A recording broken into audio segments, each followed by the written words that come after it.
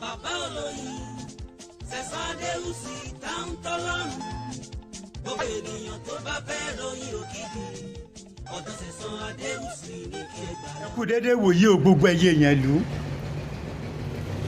ibi gbogbo tí ẹ bá ti ń gbọ́ mi èmi Sẹ̀sádéwùsì táwọn tọ́lọ́run bàbá olóyin gan bàbá olóyin òrìjínà èmi náà ni mo tó ń kí gbogbo wa o ọ̀rọ̀ bí oyin bí adùn kò ní tán nílé gbogbo wa ẹ má gbàgbé o bàbá olóyin bus stop ní Ìyẹ̀sí Ọ̀tà ni mò ń gbé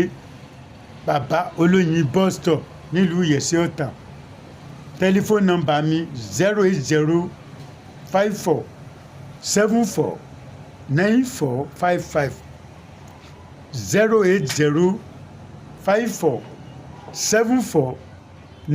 08054749455 ẹ tó lè bá mi pàdé lórí nọ́mbà mi 08108431336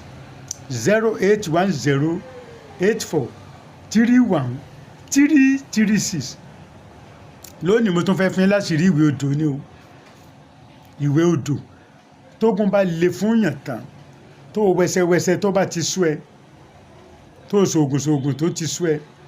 tó ṣáájò tó bá ti sú ẹ ìwé odò àṣírí ìwé odò kan mo fẹ́ fún wa àwọn tó bá ti ràwé èmi kan ó ti bá nú ẹ̀rí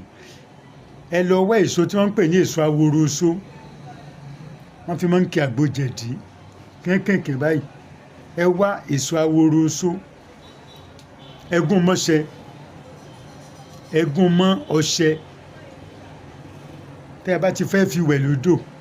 ẹ kọ́ fi epo pupa pa gbogbo orí ara ẹsẹ̀ délẹ̀ kankan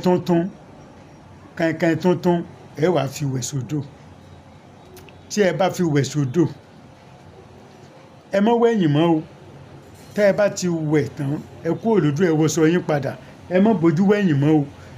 torí pé odò tó bá ń sàn kì í bójú wẹ̀yìn ẹ mọ́ sọ pé ogun ayé mi kọ́ mọ́ bódò lọ ogun ayé mi Sẹ̀sádéwùsì táńtọ́lọ̀ ń kọ́ mọ́ bódò lọ odò tó bá ń sàn kì í bójú wẹ̀yìn ogun ayé mi kò gbọdọ̀ padà wá mọ́ ẹ dákun ara yín ni o wàláhì tàláhì tẹ́ ẹ bá ṣe bẹ́ẹ̀ bá jẹ́ ẹ̀kan lọ́sẹ̀ lẹ́ bá fi wẹ̀ lẹ́ẹ̀kan lóṣù ẹ dúpẹ́ fọlọ́run ò má mú bọ́ ọkọ ò má mú bọ́ aya iṣẹ́ rẹ ò lọ déédéé gbìyànjú kó o ṣiṣẹ́ ìwò gbìyànjú kó o ṣe wò ó dúpẹ́ fọlọ́run ẹ má gbàgbé o yóò sì sì mo ṣe lórí oyin èmi ni mo ṣe agbára èèyàn dúdú apá kejì rèé apá kẹta rèé o apá kẹta African Power agbára èèyàn dúdú apá kẹta apá kìíní rìn agbára èèyàn dúdú apá kìíní 5,000 naira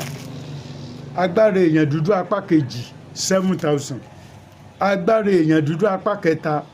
7,000 bọ́ọ̀ bá lọ́mọ tó ń mu gbó tó ń mu kú mu káàkiri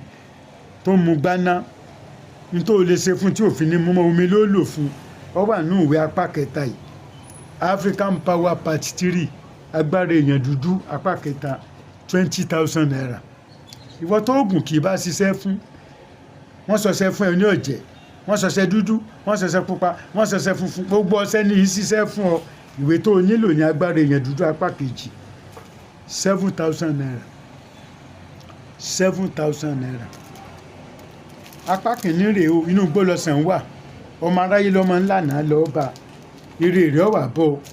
penis enlargement breast enlargement ìwé tó fẹ́ kíkiní ọmọkùnrin èrè ó tóbi sí i ìwé tó fẹ́ kọ́yìn èrè ó tóbi sí i ìwé tó ní lónìí agbára èèyàn dúdú apá kìíní 5,000 naira agbára èèyàn dúdú apá kejì 7,000 naira agbára èèyàn dúdú apá kẹta 20,000 naira ẹ lè rí ìwé ìrà lórí fóònù yín o lórí whatsapp email tàbí gmail yín wàhálà ẹ̀ rìrà ń bẹ̀ tẹ́ ẹ bá wá bàbá olóyin bus stop ní Ìyẹ̀sí Ọ̀tà ẹ̀ rí ìwé ìrà ń bẹ̀ o bàbá olóyin bus stop Ìyẹ̀sí Ọ̀tà Monday to Friday àmọ́ ní sí ṣọ́ọ̀bù Saturday Sunday àkínwá tẹ́ ẹ bá lọ Mushin mo lálágbàtà ń bẹ̀ o ẹ lọ sí number 4 Aloko Lao Street ní CAF Communications tẹ́ ẹ bá ti dé Mushin ẹ bèrè AP bus stop number 4 Aloko Lao Street ní Mushin ibẹ̀ láwà ní Bàrígà ẹ lọ sí number 36 Ìlàjẹ road 36 ìlàjẹ rò ní Bàrígà ẹ rí oyin ẹ rí wèrà ń bẹ. Ní Ègbè ẹ lọ rí Amubo number 2 Fẹ́mi Ọ̀ṣọ́bù street number 2 Fẹ́mi Ọ̀ṣọ́bù street Agodo market Agodo Ègbè ìyá Amubo tajà fún yín bẹ. Tàbí ká ẹ máa bọ̀ ní bàbá olóyin bus stop bàbá olóyin bus stop Ìyẹ̀sí Ọ̀tà. Tẹ́ ẹ bá gbádùn ètò tèmi ẹ náwó sí mi báyìí tẹ́ ẹ pẹ́ gbádùn rẹ̀ ẹ wá share rẹ̀ lọ́dọ̀ ọ̀rẹ́ yín ará ọ̀rẹ́ yìí kan yín ẹ má joyè àdáni kan ẹ pẹ́ ẹ rí bàbá olóyin lórí íńtánẹ́ẹ̀tì lórí Agbára èèyàn dúdú.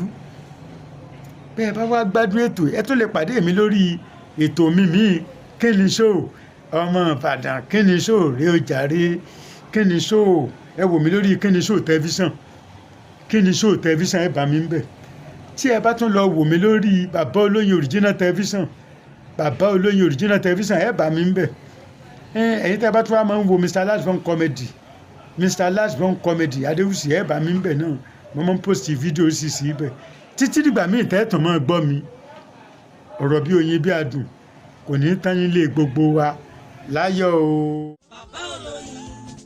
Sẹ̀san Adéwùsì táwọn tọ́lọ́run gbogbo ènìyàn tó bá fẹ́ ròyìn òkìkí